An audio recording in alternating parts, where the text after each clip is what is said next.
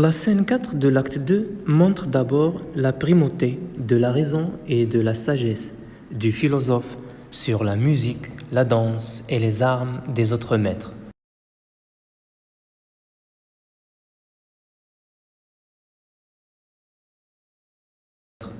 Puisque il les a tous vaincus.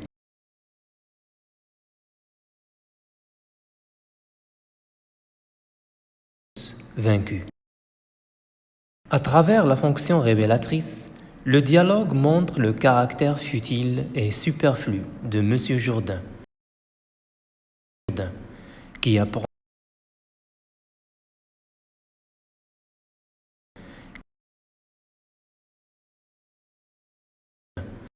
apprend des choses sans valeur ni intérêt,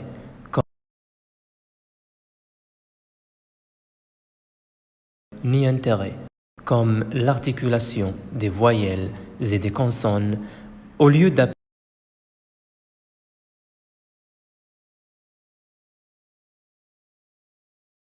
d'apprendre des choses plus sérieuses et plus profondes.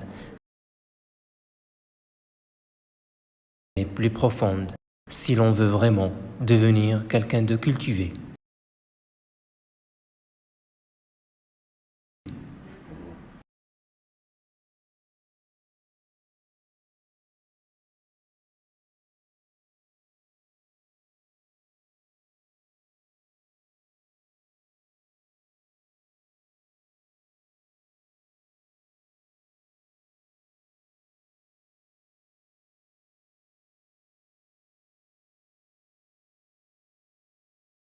La scène 4 de l'acte 2 montre d'abord la primauté de la raison et de la sagesse du philosophe sur la musique, la danse et les armes des autres maîtres, puisque il les a tous vaincus.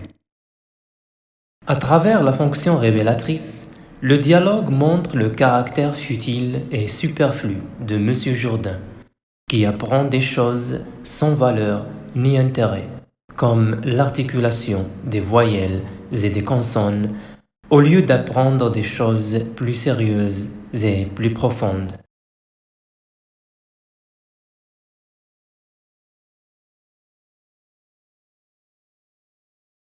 La scène 4 de l'acte 2 montre d'abord la primauté de la raison et de la sagesse du philosophe sur la musique, la danse et les armes des autres maîtres, puisque il les a tous vaincus.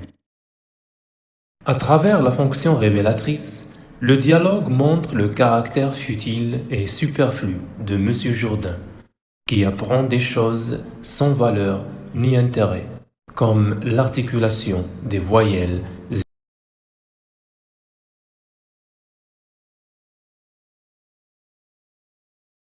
La scène 4 de l'acte 2 montre d'abord la primauté de la raison et de la sagesse du philosophe sur la musique, la danse et les armes des autres maîtres, puisque il les a tous vaincus. À travers la fonction révélatrice, le dialogue montre le caractère futile et superflu de M. Jourdain, qui apprend des choses sans valeur ni intérêt, comme l'articulation des voyelles et des consonnes, au lieu d'apprendre des choses plus sérieuses et plus profondes, si l'on veut vraiment devenir quelqu'un de cultivé.